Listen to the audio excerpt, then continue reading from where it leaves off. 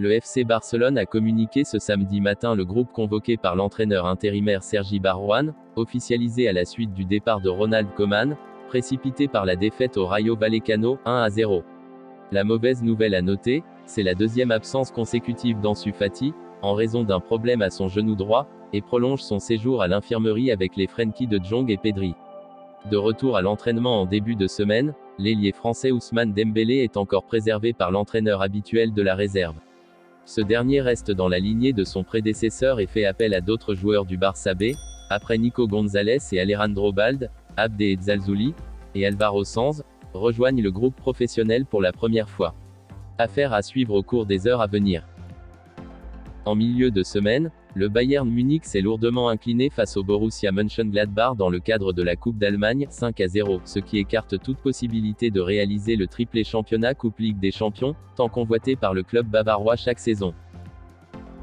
En conférence de presse avant d'affronter l'Union Berlin en Bundesliga, l'entraîneur allemand Julian Nagelsmann préfère tourner la page du Borussia Park. Lorsque vous êtes habitué à des schémas en tant qu'équipe et en tant qu'être humain, et qu'ensuite c'est complètement différent, alors l'être humain en tant qu'animal habitué ne peut pas s'en sortir aussi rapidement. C'était une expérience que fait mal. Et avec ça, nous pouvons fermer le livre de mercredi. Malgré cela, le technicien de 34 ans a également avoué qu'il n'oubliera pas cette claque de sitôt. Nous sommes tous humains et c'était l'un des moments les plus tristes de ma carrière avec la défaite en finale contre Dortmund l'année dernière. Les joueurs du Bayern Munich ont rarement de tels coups au cours dans leur carrière. C'est quelque chose de spécial, on ne s'en débarrasse pas comme ça. Mais on n'a pas pleuré au téléphone. Nous avons abordé les choses ouvertement et donné des solutions aux joueurs.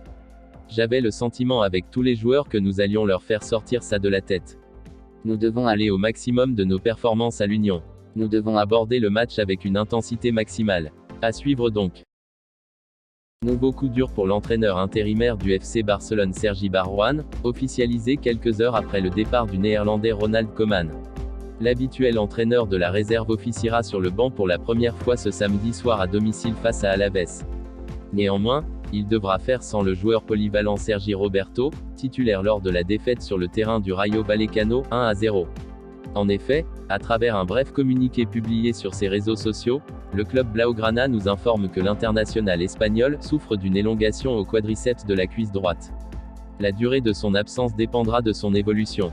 Non seulement il ratera l'échéance de ce week-end, mais il sera sûrement indisponible pour le déplacement à Kiev pour le match de la dernière chance contre le Dynamo en Ligue des Champions mardi prochain. Affaire à suivre. Si le PSG cherche à convaincre Kylian Mbappé de prolonger, le Real Madrid veut lui obtenir l'accord du Français pour le recruter. Reste désormais à exposer les meilleurs arguments pour cela et un point important devrait être au cœur des discussions. Durant le dernier mercato estival, le feuilleton Kylian Mbappé a fait énormément parler. Leonardo l'avait confirmé, l'attaquant du PSG souhaitait faire ses valises et c'était au Real Madrid qu'il voulait aller. Toutefois, au sein du club de la capitale, on avait de grandes exigences et Florentino Pérez n'a jamais répondu à celles-ci.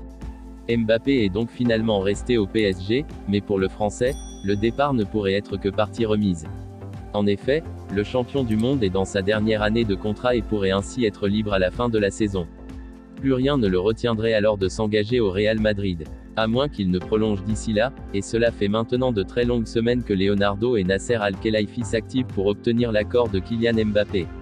En vain jusqu'à présent. Mais le PSG refuse de baisser les bras, souhaitant dérouler un véritable pont d'or à l'actuel joueur de Mauricio Pochettino.